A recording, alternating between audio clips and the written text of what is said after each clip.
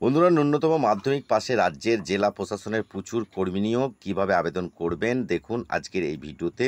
তো ওয়েস্ট বেঙ্গল জেলা পরিষদ রিক্রুটমেন্ট 2024 পশ্চিমবঙ্গের সমস্ত মাধ্যমিক ও উচ্চ মাধ্যমিক পাশ করা প্রার্থীদের জন্য চাকরির বিশাল সুযোগ।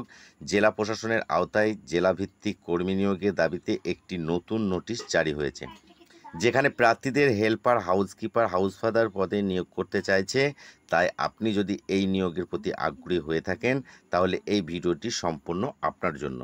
তার আগে বন্ধুদের কাছে ছোট্ট অনুরোধ, আমার চ্যানেলে যদি নতুন হয়ে থাকেন চ্যানেলটিকে সাবস্ক্রাইব করে পাশে থাকবেন, আর যারা সাবস্ক্রাইব করে দিয়েছেন ওনাদেরকে অসংখ্য ধন্যবাদ। চলুন এরপর কি বলছে দেখে নিই।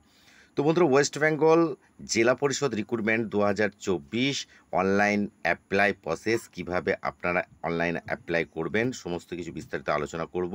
এখানে শিক্ষাগত যোগ্যতা, কিভাবে আবেদন করবেন, শূন্যপদের সংখ্যা, প্রয়োজনীয় লিঙ্ক ও বেতন কত টাকা, বয়সসীমা কত লাগছে, আবেদন জমা দেওয়ার শেষ সীমা অর্থাৎ শেষ তারিখ কবে। তো চলুন বিস্তারিত আলোচনা করব। ভিডিওর মাঝখান থেকে কেউ চলে যাবেন না, তাহলে কিছুই বুঝতে পারবেন না। আর ভিডিও ভালো লাগলে মাঝখানে একটি লাইক করে দেবেন, কারণ ভিডিওটি বানাতে অনেক পরিশ্রম হয় বন্ধুরা। তো চলুন আর দেরি না করে ভিডিও স্টার্ট করি। তো এখানে বলছে পদের নাম, জেলা প্রশাসনের অধীনে প্রকাশিত নতুন নিয়োগের বিজ্ঞপ্তি অনুযায়ী প্রার্থীদের মোট 3টে পদে নিয়োগ করা হবে, যা নিচে ভিডিওর মধ্যে দেখে নিন। তো এখানে বলছে শূন্যপদের সংখ্যা হেল্পার 4টে, হাউসকিপার 4টে, হাউসফাদার 4টে। বেতন ও কাঠামো, এখানে পদ অনুযায়ী বেতন কাঠামো রয়েছে। যেমন হেল্পার ও হাউসকিপার পদে প্রার্থীরা নিয়োগপ্রাপ্ত হলে প্রতি মাসে 12,000 টাকা করে বেতন পাবেন, এবং হাউসফাদার পদে প্রার্থীরা চাকরি পেলে প্রতি মাসে 14,000 টাকা বেতন পাবেন। তো এখানে শিক্ষাগত যোগ্যতা কি বলছে, হেল্পার ও হাউসকিপার এই দুটি পদের জন্য আবেদন করতে আগ্রহী প্রার্থীদের যে কোনো একটি স্বীকৃত বোর্ড থেকে মাধ্যমিক পাশ করা থাকতে হবে। তো হাউসফাদার এই পদটির জন্য এই পদের ক্ষেত্রে আবেদন করতে আগ্রহ প্রার্থীদের যে কোনো একটি স্বীকৃত প্রতিষ্ঠান থেকে উচ্চ মাধ্যমিক উত্তীর্ণ কিন্তু হয়ে থাকতে হবে।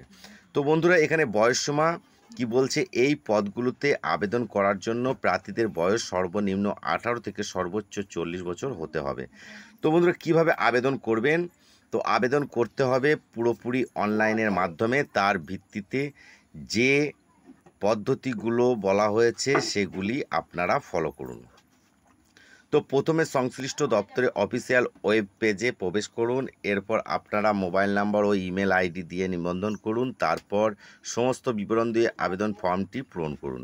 এরপর যে সমস্ত ডকুমেন্টসগুলি চেয়েছেন সেগুলি স্ক্যান করে আপলোড করুন, এবং সবার শেষে একবার যাচাই করে সাবমিট অপশনে ক্লিক করে আবেদনপত্রটি জমা করুন। তো বন্ধুরা, আবেদন করার শেষ সীমা অর্থাৎ শেষ তারিখ, যে সকল প্রার্থীরা আবেদন করতে আগ্রহ তাদের আবেদনপত্র জমা করতে হবে 12 তারিখের মধ্যে।